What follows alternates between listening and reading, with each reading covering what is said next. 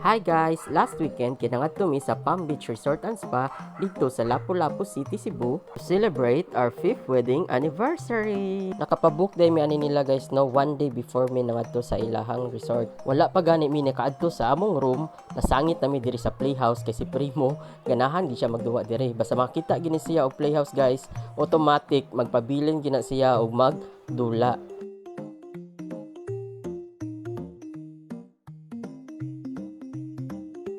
Mauday di nga ro mga among na-book guys no, na-book na mo siya through booking.com. Nagdadali na lamig book ani guys kay on that day ana sad kay year-end party sa among company.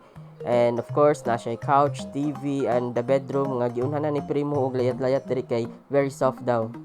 Ganahan sab ko sa ilang CR guys kay naa siya heater o very spacious at kayo ang ilang CR dito.